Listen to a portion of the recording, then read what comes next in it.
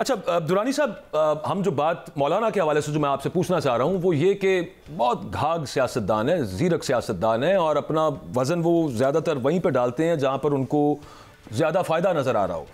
तो ये वाला जो मामला है अपोजिशन इत्तेहाद में, अब जो कुछ सीरियसनेस आई है, पीटीआई ने कुछ CBMs किए हैं, कॉन्फिडेंस बिल्डिंग मेजर्स हैं, जिसमें से गंडापुर साहब से इंतज़ामी इख्तियारात वो जो पार्टी के हैं वो वापस लेना और फिर उसके अलावा और भी काफ़ी कुछ हो सकता है वहाँ पर। तो फिर एक जो अभी तक जो सूरत हाल बनी है ये आगे आपको मजीद चलती नजर आ रही है? ये कोई MRD तर्ज की मूवमेंट यहां से निकल सकती है आपके ख्याल में? मेरा ख्याल ये है कि भाई साहब जो ऑपोजिशन का ग्रैंड अलायंस है वो सिर्फ उसका एक क्राइटेरिया है, वो तमाम पार्टियां जो ऑपोजिशन में मौजूद हैं, जो हुकूमत का हिस्सा नहीं है, वो तमाम की तमाम उस ग्रैंड ऑपोजिशन के अंदर मौजूद होंगी और होनी चाहिए।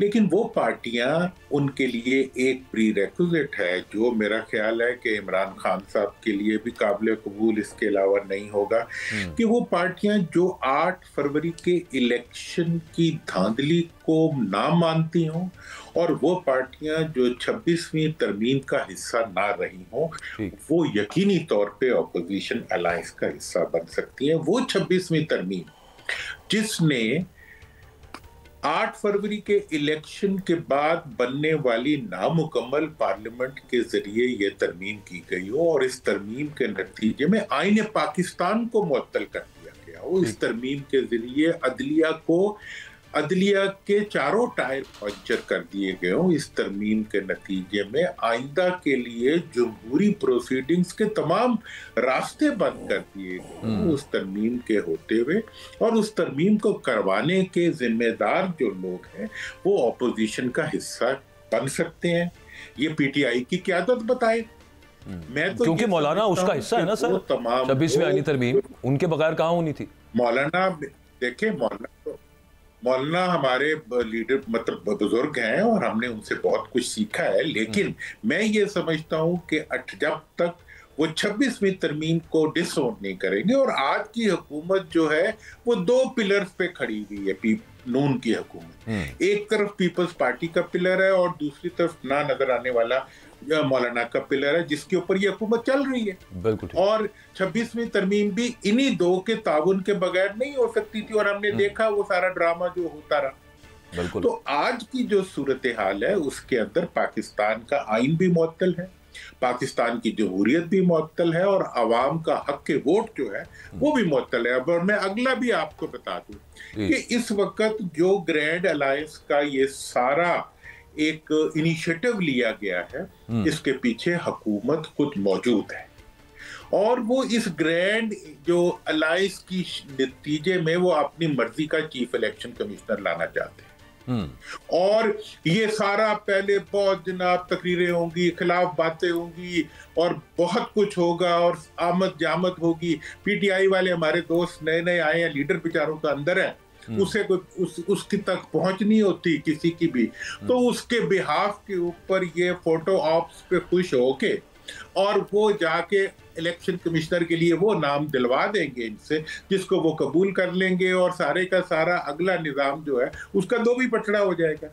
तो ये जो इस वक्त का ये ग्रैंड डेमोक्रेटिक अलायंस है, ये अपनी मर्जी का साहब, ये तो सारा अलायंस ही तशकीक के दायरे में आ गया जो आप फरमा रहे हैं, और आप कह रहे हैं बिल्कुल दुरुस्त होगा। तशकीक के दायरे में है नहीं। देखिए, मुझे आप ये बताएं कि 26वीं तरमीम करवाने की सूरत में 26वीं तरमीम करवाने वाले अगर वो अलायंस को लीड कर सकते हैं तो फिर बिस्मिल्लाह करें, इमरान खान साहब को पीटीआई की क़यादत से हटाएं और इनमें से किसी को बिठा दें। भाई, जिस बंदे की 20 साल की सियासत जिन 2 पार्टियों के खिलाफ है, उन्हीं के खिदमतगारों ने अगर उसकी पार्टी को लीड करना है तो फिर बना लें ये पार्टी।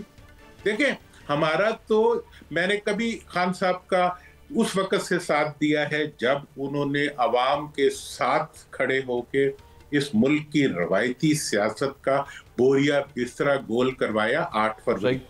मैं 18 वाले इलेक्शन में उनके साथ नहीं था, मैं 8 फरवरी के इलेक्शन में उनके साथ। मैं आपसे ये पूछना चाहता हूं कि मैं आप पर कर रहा हूं लफ्जों की गोलाबारी और फिर आप ही से मैं मुज़ाकरात की अपील कर रहा हूं। Is it possible sir? देखें, ये जो सारी बातें हैं ना, असल में जब तक कोई फर्द जेल में हो उसके रह देखें, ये वो जेल है जिसमें खुद हुकूमत कहती है कि ना पेन जा सकता है ना कागज जा सकता है जी, ना कोई वहां जाने वाला बंदा कुछ लिख सकता है। यही जेलें थी जिनके अंदर लोग किताबें लिखा करते थे, तफसीर लिखा करते थे, खत लिखा करते थे। आज की जेल वो है जिसके अंदर कुछ भी नहीं जा सकता। उस जेल में से निकलने वाला कोई खत किसका खत है, वो किसने लिखा है, ये इसके बारे में मतलब बट सब बहुत से सवालात हैं। और मैं आपकी इस बात से बिल्कुल मुत्तफिक हूँ कि पीटीआई चेयरमैन पीटीआई को इस वक्त अपनी सियासत का मरकज जो है वो पाकिस्तान की सियासत और पाकिस्तान के अंदर जो हुक्मरान हैं जिनके खिलाफ उन्होंने अपनी जद्दोजहद के नतीजे में पूरी कौम को बेदार किया है, उन्हीं के खिलाफ रखना चाहिए। और इस वक्त उन्हें वो फालतू के महाज नहीं खोलने चाहिए जिसका उन्हें कोई फायदा नहीं है।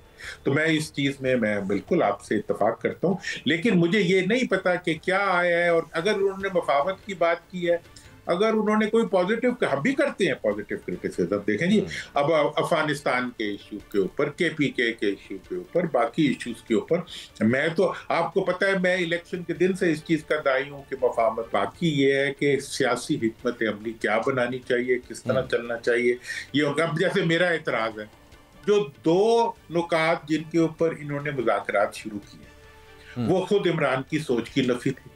भाई 8 के इलेक्शन को आप तस्लीम नहीं करते, 26वीं तरमीम को आप तस्लीम नहीं करते, उसके बाद जो है आप 9 मई का कमीशन बनवाना चाह रहे हैं और 26 का कमीशन बनवाना चाह रहे हैं इस हुकूमत से।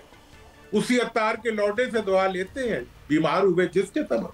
मतलब ये है कि इस हुकूमत को से जो शुक्र करे हुकूमत ने कमीशन नहीं बना दिया, वो बना देती तो वो 15 दिन में उससे फैसला भी ले लेती। ये तो काबिल एहतराम दुरानी साहब, मेरा आपसे आज का आखिरी सवाल है।